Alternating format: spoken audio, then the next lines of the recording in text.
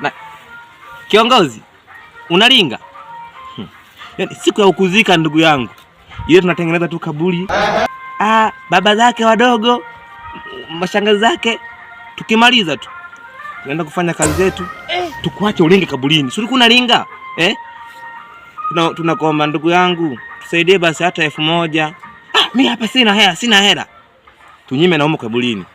Wewe unajifanya kunyima watu. Tunyime na umo. Kila siku kwa sema majirani, mara wabaya, mtu mwenyewe hana hela, yule masikini tu akutupwa. Mseme na umo sasa. Mseme na kaburini. Nani? Kiongozi, unalinga? Deni kuache tu. Ila mle hakuna cha kumlingia mtu. Kuna mafinyo mle. Yaani wewe unalinga anatafuna. Unalinga anatafuna. Utasema sasa kwamba imekuwaje ndugu yangu. Na nyumbani unajua.